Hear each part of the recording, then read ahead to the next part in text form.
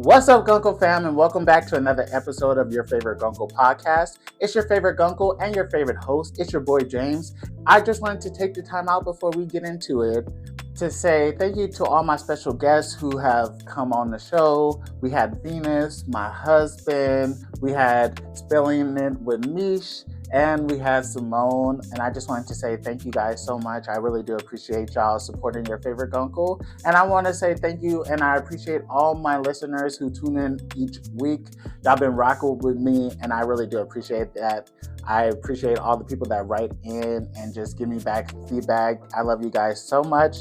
And so I just wanted to start off with a thank you. In honor of Thanksgiving, I'm thankful for you guys. So today we're going to be talking about gift season ghosting.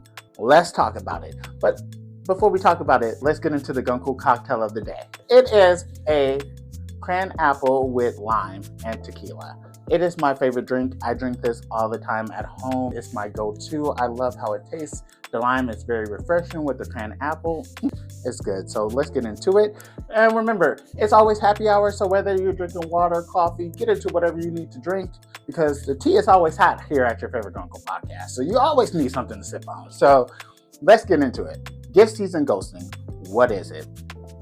Gift season ghosting is when someone purposely distances themselves, breaks up, or act funny right before the holiday, birthday, or gift season occasion to avoid buying a gift, showing little effort, or being held accountable, then conveniently pops up afterwards. If y'all ever been gift season ghosted, let me know, what happened, drop those comments or message your favorite Guncle. I want to hear the tea, okay? Let's get into the listener's question. The listener wrote in, "Dear Guncle, I really need some unbiased advice. I've been my boyfriend for a little over 2 years and started noticing a pattern. Every time a gift-giving moment, my birthday, his birthday, our anniversary, Valentine's Day, even Christmas, he started to break or focus on himself. And once the holiday passes, here he comes talking about how much he misses me. My family and friends think he's using me or avoiding to have to put in the effort. I'm torn between wanting to believe him and feeling played. Am I being dramatic, or is this seasonal love?" All right. So I did give y'all the definition of what seasonal ghosting. And based on what the listener wrote in, I'm personally feeling like, baby, I'm sorry to tell you, you're being seasonal ghosted. If you're noticing a pattern, it's important, especially when you're starting out in a relationship. A year is still kind of new for a relationship. And so once you start to clock those patterns, you definitely want to address it sooner rather than later. Because what happens is, if you accept these patterns early in your relationship, you're going to have to keep it up. My mama always said, start nothing that you're not willing to finish. That's rule number one. So if you start accepting these patterns that you see, it's going to be hard to break them later down the road, because you already accepted it. You already showed them that it's okay for them to treat you like this. So you definitely want to, if it's something that you want to change, or you feel like it's something that you personally can't deal with in a relationship, I feel like you need to express that sooner than later. Communication is always key, especially dealing with a partner. You definitely want to communicate, because the partner can read your mind. Maybe in his mind, it's not a big deal. You've always been okay with it. Or maybe he don't even know that he's really doing it. Maybe it could be him dealing with his own traumas. You know, people have their own holiday traumas. Some people don't celebrate Christmas. Some people don't celebrate birthdays or things like that. So there's many different reasons why he could be doing what he's doing. So you definitely want to talk to him and see where he's coming from, because maybe it's something that y'all can talk about and y'all could work through. But you definitely want to make sure that you set boundaries for yourself. You need to really ask yourself, hey, am I okay with someone who doesn't show up for me during the holidays, doesn't show up for me during the birthday? How he's going about it is very manipulative. Instead of talking to you or saying, hey, I don't celebrate these things, or hey, this is what's going on, he's breaking up with you. That's emotional abuse. If he's constantly breaking up with you, he's those yo-yo of feelings, that hurts. Nobody wants to keep constantly getting broke up on. Nobody wants to go through the holidays knowing oh, here he comes. It's about to be a fight, and we're not going to even have a good holiday because he's about to ruin it. that's not a real good relationship to be in. That's actually a toxic environment. So you definitely want to kind of, watch those red flags. If it's a red flag in the beginning, it's going to be a red flag throughout your relationship, and that's something that you're going to have to deal with throughout your whole relationship. So you definitely want to reevaluate and take a step back and say, hey, is this something that I want long term? Is this a behavior that I can accept? But if you can't accept it, it might be time for you to walk away. When your friends and family, the people that's close to you, see things and they're telling you things, I know how it's easy to be like, they're being dramatic, but sometimes they're not in love with your partner. They're seeing it very objectively. They're seeing the real tea, and they're seeing from the outside looking in. And sometimes those eyes, when you're not in it, it's easier to see the bullshit. So you definitely want to heed their warning, and you definitely want to not just brush it aside. Listen to the people that is closest to you, because they're looking out for you. And sometimes being in love, you kind of put on blinders and you don't see the things that might be, you don't see those red flags. And sometimes my friends are good at telling me, hey, James, nah. And I'm good at telling my friends, like, baby, let it go. So I definitely think you need to listen to the people that's close to you.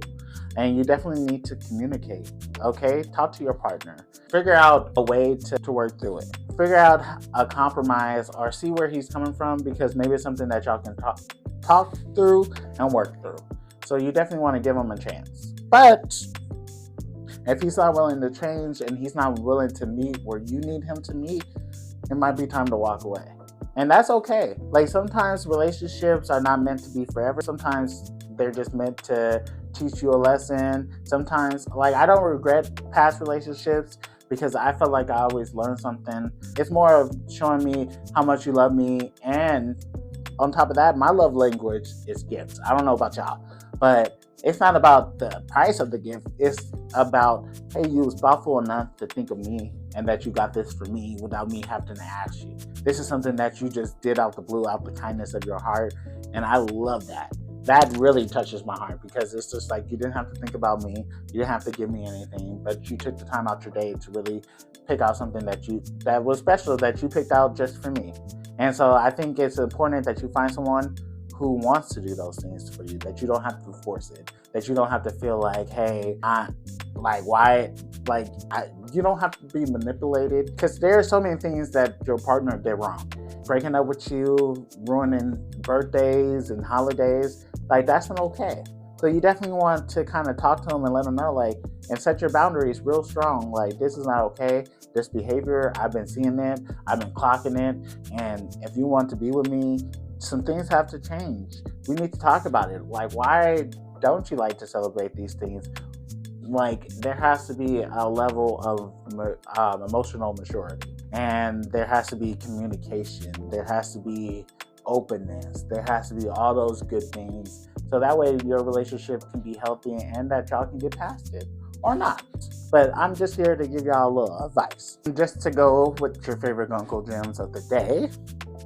Be honest, be direct, talk to your partner, try to understand where your partner is coming from, and communicate what you need in the relationship. Because it's important that both of y'all get what you need. If you're a person that wants your partner to give you gifts and you want your partner to show that effort, it's okay for you to ask and require that of your partner. And it's okay for your partner to accept or deny it. And either way it goes, you're going to be okay, because wherever you are, you're a strong person. There's more efficiency.